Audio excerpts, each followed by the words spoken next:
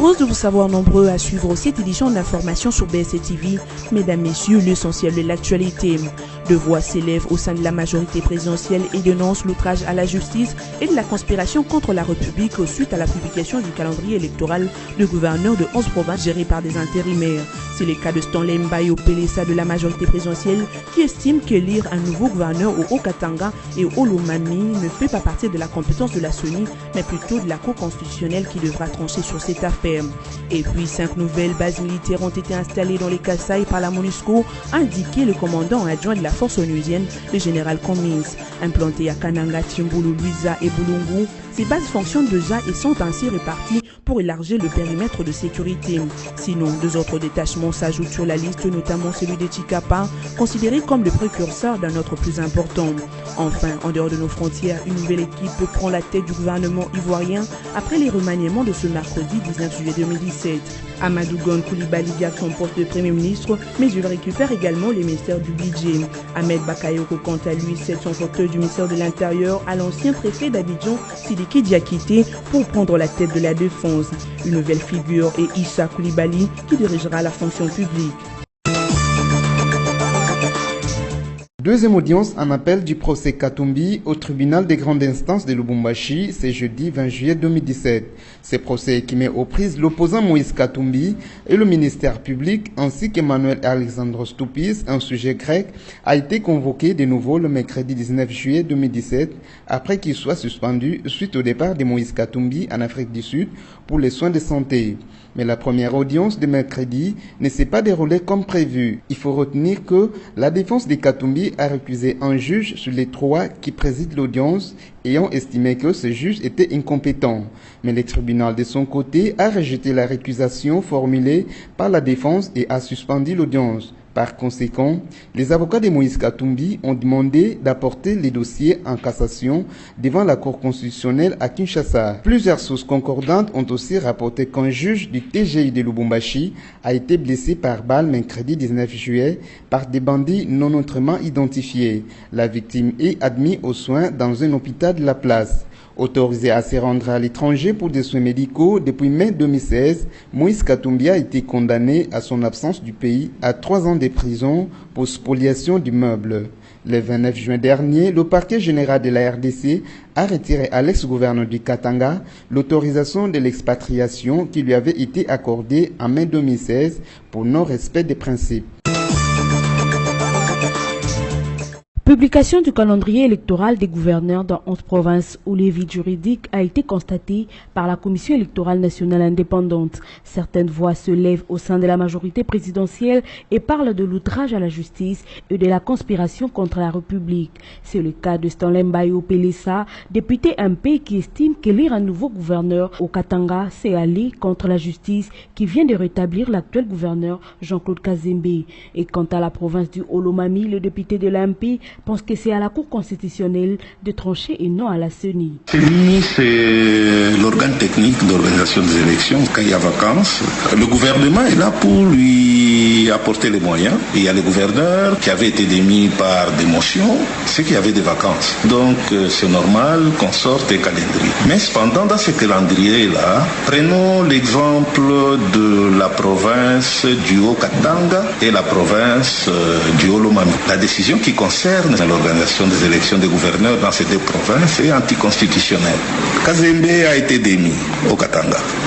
La Cour constitutionnelle a trouvé qu'il y avait des vices de forme et l'a réhabilité. Qui les bloque par ici? Si c'est le ministre de l'Intérieur, c'est qu'il fait outrage à la justice.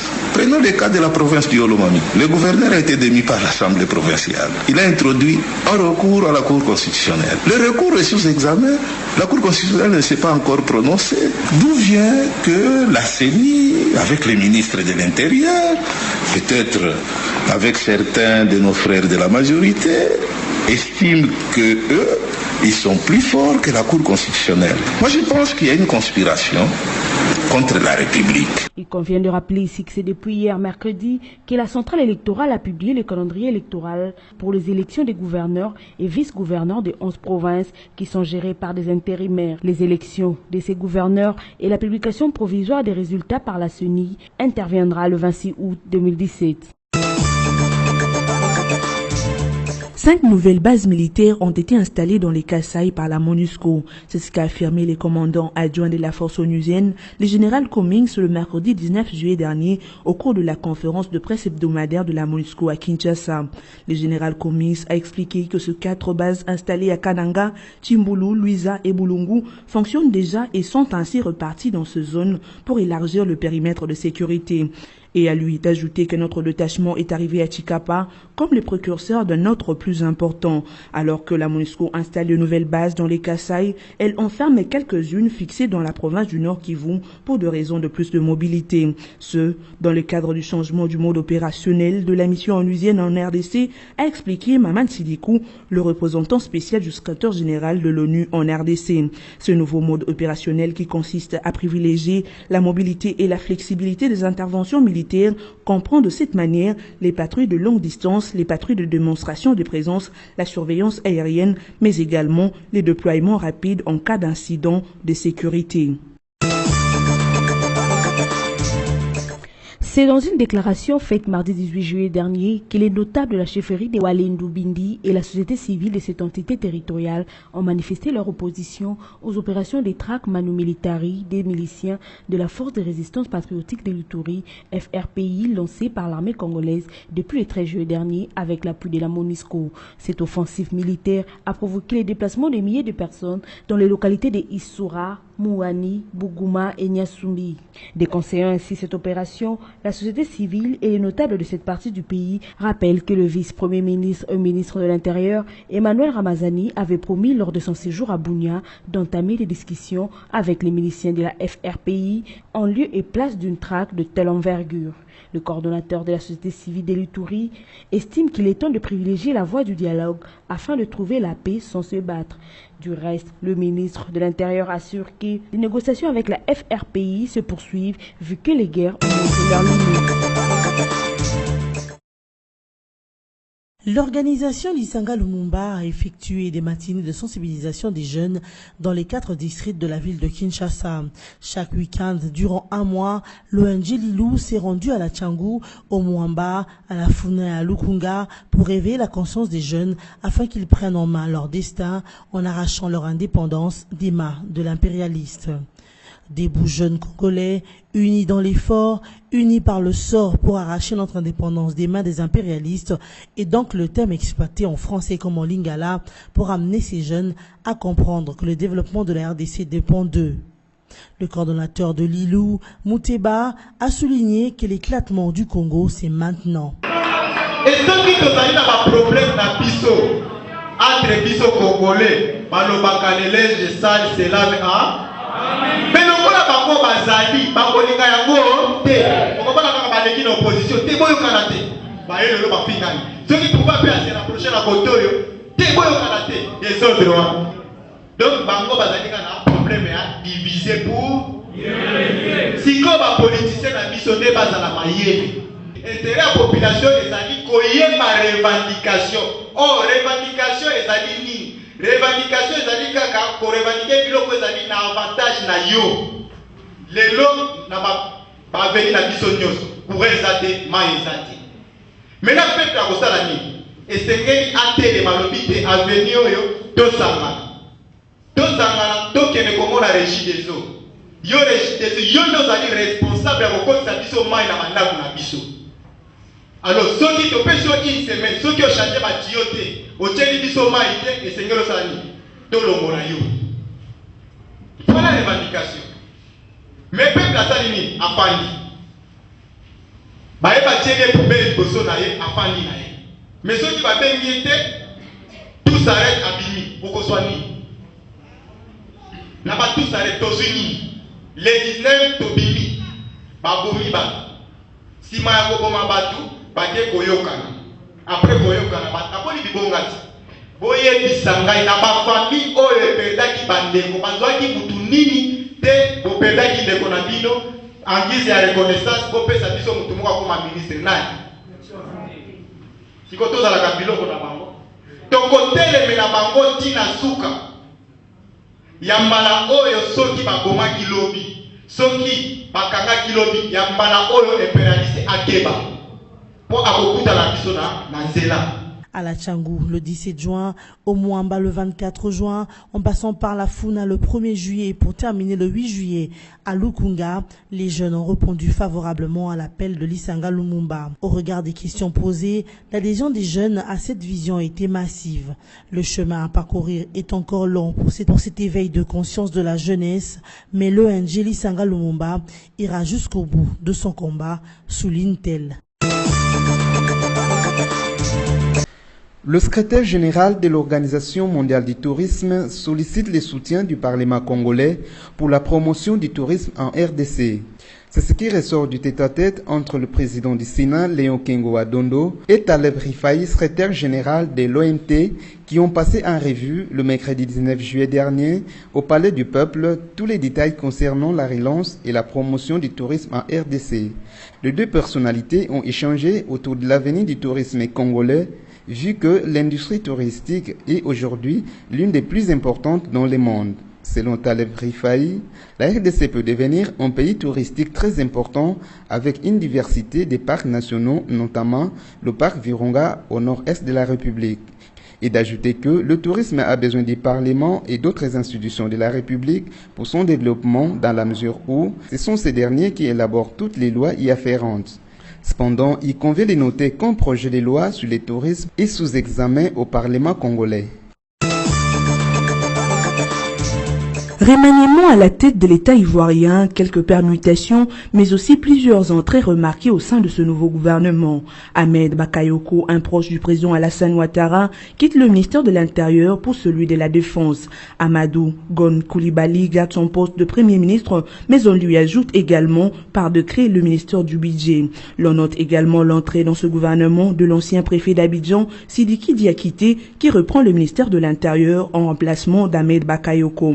Une autre figure de ce nouveau gouvernement est Issa Coulibaly qui prend la tête de la fonction publique. Il faut noter que le nouveau gouvernement s'est réuni en fin de journée du 19 juillet 2017 pour son premier conseil de ministres. Sinon, ce remaniement intervient alors qu'Abidjan accueille à partir de ce vendredi 21 juillet 2017 le jeu de la francophonie.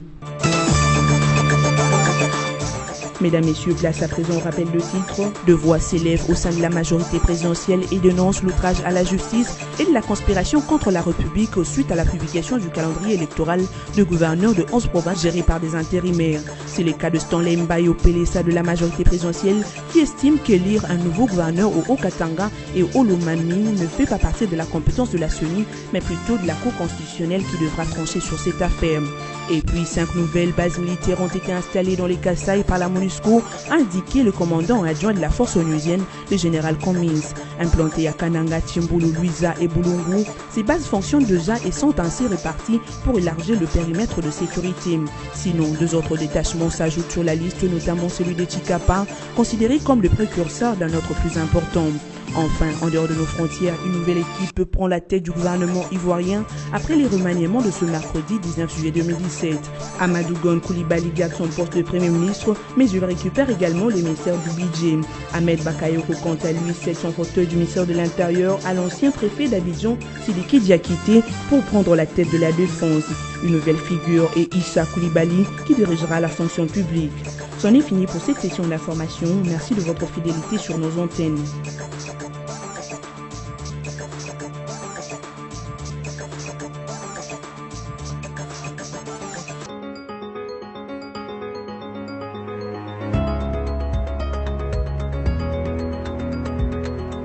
Mesdames, Messieurs, bienvenue à cette revue de presse en ligne de ce jeudi 20 juillet 2017. Ouvrons cette revue de presse avec Congo Virtuel qui titre « Moïse Katumbi tente de bloquer son procès ». Disqualification des membres de la composition ou carrément toute la composition au profit de la Cour constitutionnelle, changement d'adresse, politisation à outrance du procès dans les médias, etc. Il est clair que Moïse Katumbi tente les tout pour influencer ou orienter les procès ou, à défaut, de disqualifier l'arrêt qui pourrait en être rendu au cas où il ne lui serait pas favorable. Dans ces jeux, Katumbi semble avoir le beau rôle du fait que la Cour, de son côté, ne peut pas s'exprimer dans la presse, sinon faire quelques remontrances en audience à l'endroit de sa défense. Les procès en appel opposant devant le tribunal de grande instance de Lubumbashi, les demandeurs Moïse Katumbi Tchapoué au ministère public et les sujets Greg Stupis entre ce jeudi 20 juillet 2017 à sa deuxième d'audience. À son ouverture mercredi 19 juillet, le débat n'a pas connu les moindres débuts suite à deux exceptions soulevées par la défense du demandeur. Le site d'information du groupe BSC indique que, dans un premier temps, Maître Jean-Joseph Mukendi et sa batterie d'avocats ont récusé un membre de la composition au motif qu'il aurait des liens de parenté avec le directeur du cabinet du chef de l'État. Après quelques minutes de suspension d'audience, la Cour a rejeté cette exception, ce qui a donné lieu à la seconde. Les avocats de Moïse Katumbi ont fait savoir que le client réside en Belgique. Toute notification doit donc lui parvenir à sa nouvelle adresse à Bruxelles et non plus auprès du bourgmestre de sa commune de résidence à Lubumbashi. Tout acte qui ne lui aurait pas été signifié à sa nouvelle adresse bruxelloise rendrait celui-ci irrégulière et donc nul et de nul effet. De plus, les avocats de Moïse Katumbi ont tenté de disqualifier l'ensemble de la composition lorsqu'ils ont estimé que les juges siégeant dans cette affaire sont incompétents. Ils ont alors demandé d'amender les dossiers en cassation devant la Cour constitutionnelle à Kinshasa. C'est sur ces entrefaits que l'audience a été suspendue et renvoyée à ce jeudi.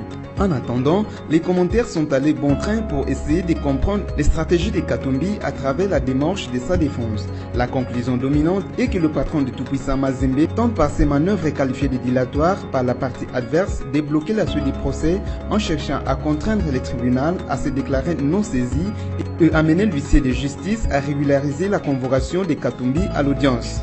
Face à l'impossibilité de réaliser un tel exploit alors que le procès est déjà ouvert, les observateurs se convainquent que Katumbi tente tout simplement de bloquer le procès qu'il a pourtant demandé en allant en appel pour des raisons bien faciles à comprendre, conclut Congo Virtuel. Poursuivons cette revue de presse avec le site actualité.cd qui écrit PNC, le président Kabila sait quelle fonction le général Bisengimana occupera. Le vice-premier ministre et ministre de l'Intérieur et Sécurité Emmanuel Shadari juge bon le travail abattu par le général Charles Bisengimana, commissaire général de la police nationale congolaise sortant durant son mandat. C'était ce mercredi 19 juillet 2017 au cours de la cérémonie officielle de passation d'armes à l'ancien et le nouveau commissaire général de la PNC, le commissaire divisionnaire principal Dieudonné Amoli Baïkwa. C'était ce mercredi 19 juillet 2017 au cours de la cérémonie officielle de la passation d'armes entre l'ancien Bisengimana et le nouveau commissionnaire général de la PNC, le commissaire divisionnaire principal Dieudonné Amoli Baïkwa. Charles, a dit Emmanuel Ramazani Shadari, est un brillant officier qui a fait son mandat, il a rendu les loyaux services à l'État congolais, il est toujours au service de l'État. Le commandant suprême sait quelle autre fonction il va lui donner, mais nous sommes contents de tout ce qu'il a fait pendant plus ou moins 7 ans. Il a initié des lois, il a sécurisé le pays pendant des moments assez complexes, alors coup de chapeau. Le ministre de l'Intérieur a rappelé que la cérémonie de passation des commandements entre les deux officiers supérieurs est une logique de la volonté exprimée par le président de la République Joseph Kabila qui est passé à sa phase de matérialisation. Bouclons cette revue de presse avec Forum des As qui titre à sa manchette pour monnayage d'accès au centre d'inscription et non-respect des directives CENI des agents opérationnels de Kinshasa révoqués. La Commission électorale nationale indépendante nettoie sa cour. Elle vient de révoquer des agents opérationnels œuvrant dans la ville de Kinshasa.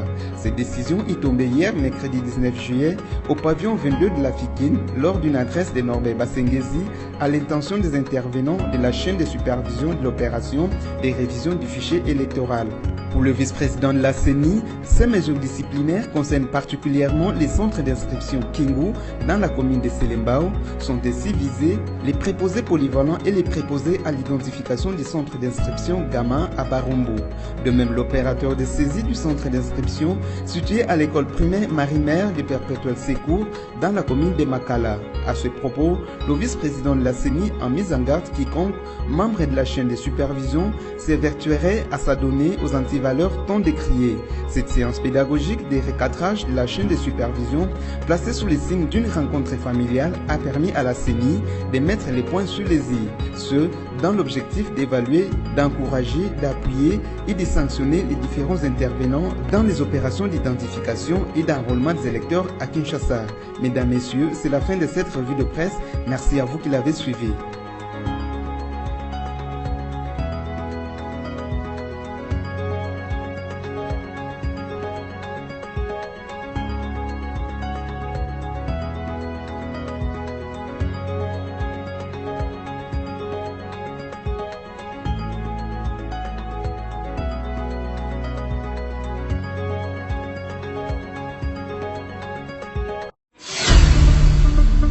Congo Panorama, votre magazine d'actualité est de nouveau dans vos bacs, dans sa 24e édition, toujours aussi riche que diversifiée. Découvrez nos rubriques telles que la coopération et la diplomatie avec Joseph Kabila et Al-Sisi qui renforcent l'axe Kinshasa-Le Caire. La CIRGL fait bloc avec Kinshasa contre le terrorisme et les groupes armés. Économie et finances, le FPI cimente son partenariat avec la FEC. Henri Avmoulang stimule les opérateurs économiques de l'Est. Société, premières opérations à cœur ouvert réussies à Kinshasa. Sonas, Carole Aguito loue les efforts du personnel féminin. Congo Panorama, c'est surtout la une. Kabila pacifie le Kasaï. Votre magazine revient sur toute la tournée du chef de l'État dans le Kasaï pour la consolidation de la paix et le reconfort des populations éplorées. Découvrez également notre dossier élections. Élections, c'est parti. Ou encore les avis encourageants de l'OIF sur la CENI. Kabila, droit dans ses bottes. Infrastructure, la voirie de Kinshasa en pleine cure de réhabilitation avec l'OVD qui fluidifie la circulation et la CGT à fond sur les grands axes. En politique, élections apaisées, le garant s'est assumé. Joseph Kabila, les élections auront bel et bien lieu. Enfin, l'éditorial de Congo Panorama 24 avec Yvo Ramazani. Il a palpé. L'éditorialiste revisite le parcours pacificateur du président de la République et constate qu'à chaque menace contre la paix, il s'est toujours rendu à la rencontre des populations pour écouter et apporter des solutions. Et la situation au Kasaï n'a pas fait exception. Congo Panorama, s'investir pour un Congo émergent. Congo Panorama, toute l'actualité à votre portée.